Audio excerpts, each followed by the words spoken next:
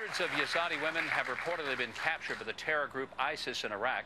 This, as the Obama administration says, the U.S.'s humanitarian mission is to stop the threat of genocide.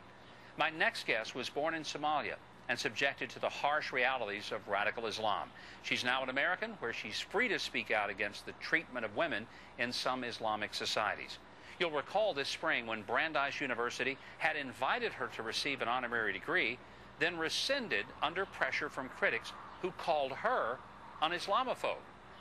Ayaan Hirsi Ali is a fellow with the Future of Diplomacy Project at the Belfer Center for Science and International Affairs, as well as at the Harvard Kennedy School, and founder of the AHA Foundation.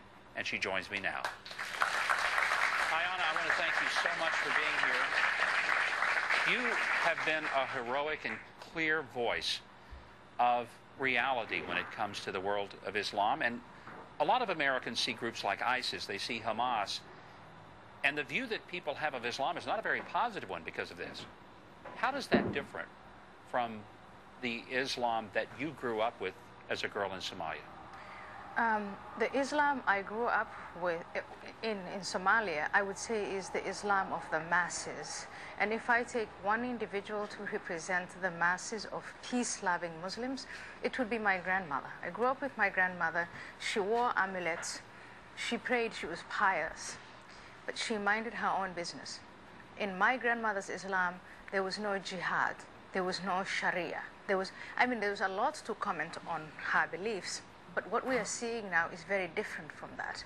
And it's women like my grandmother, like my mother, and the mothers of all these boys and men who are being sacrificed to jihad today, who are wringing their hands in despair, who are saying we reject the Islam of Hamas and ISIS and Wahhabi Islam and Al-Qaeda and all these other extremists.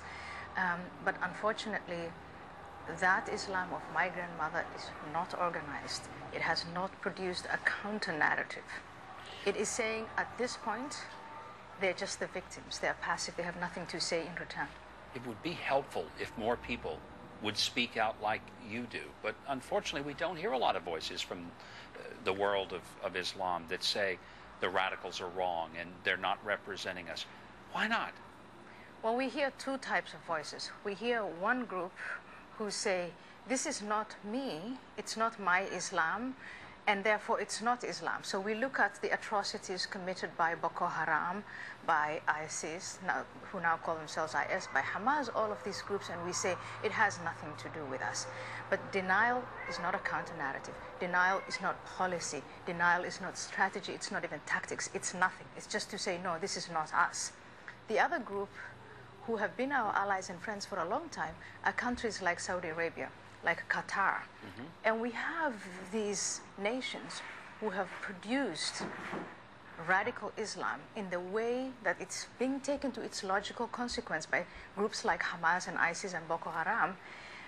But at the same time, they're having dinner with us and lunch with us, and we're diplomats and we're friends, and we're not, it's us really, it's us Americans who are not standing up to these groups and saying, we'll stop talking about these euphemisms like violent extremism. Let's talk about radical Islam. If you could have given that speech at Brandeis that they asked you not to come and give, and if you could perhaps speak to foggy bottom diplomats over at the State Department, what would you say that we ought to be doing differently as a nation in dealing with the issue of Islam and the radicals? I would say that we are dealing with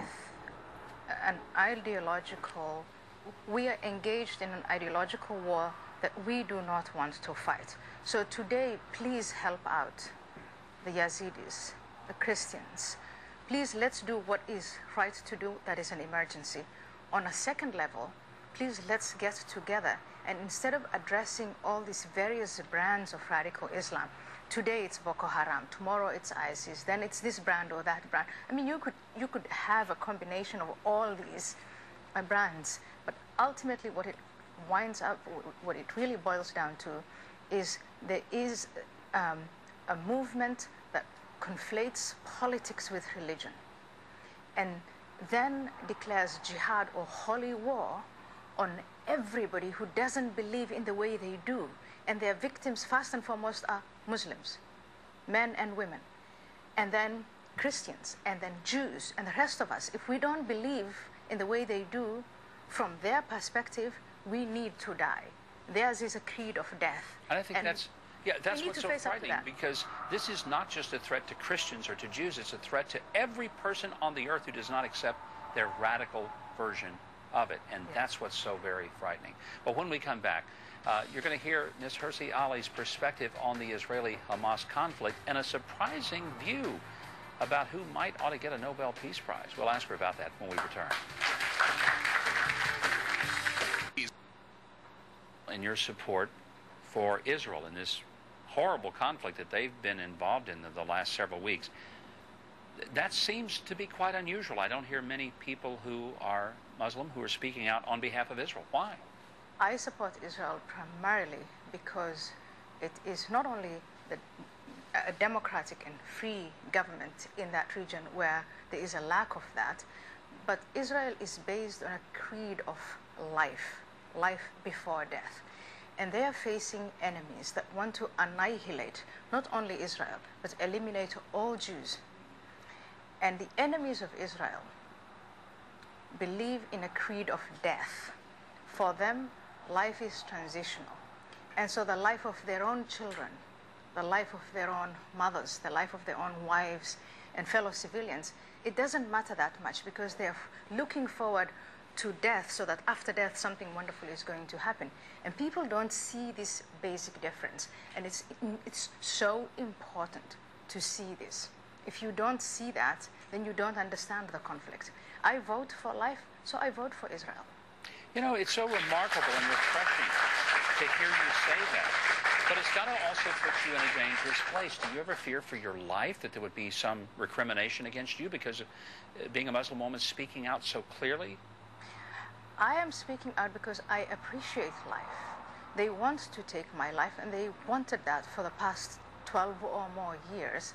And I think that the answer to that kind of threat is not passivity, because it gives them what they want. They can silence us all by threatening us all. What we need to do is to speak up for life and to take all the necessary actions for life before death, not after death. We need to support Israel. Because otherwise we are all in the position of Israel from their perspective. You know, there's such a pressure on Israel to negotiate with Hamas. And even former President Carter, I was stunned by this. He came out and said that we ought to treat them like a state. They're a terrorist organization. You know, is there any point in negotiating with Hamas at all? Is there any value in that? Okay, let's do what President Carter wants us to do and treat them like a state. States, you know, have conflict.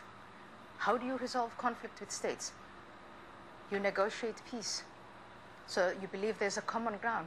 There is no common ground with an enemy that not only believes in death, but that only believes in your elimination.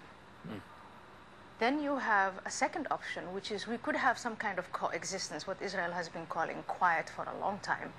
If the enemy is weak enough, we could keep them contained and, you know, we lead our own lives. But that's not happening. And so the third option, which is the least attractive of all options that Israel is faced with, is that they have to pacify Israel. And who will benefit from a full pacification of Israel, of Hamas?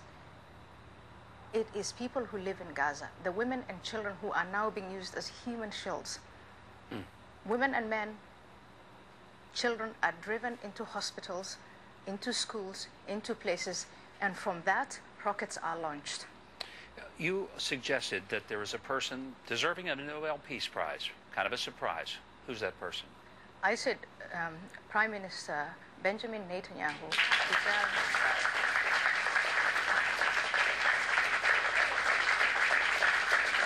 deserves the Nobel Peace Prize because he is doing what is right for the citizens of Israel. And as you all know, in a democracy, when you're running for election, you say you're going to do what is the best for those people who elect you. And we are seeing a leader who is under tremendous pressure from inside and from outside. And he is forced in a place where he has to take these options and none of them are attractive. And time after time, he does what he promised to do. Ayaan, you are a refreshing and wonderfully clear voice of reason and sense. And I thank you so much for being here. I hope that our audience will find out more about the foundation that she heads up and support that foundation. The AHAfoundation.org is where you can get more information. What a delight to have you here. Well, up next.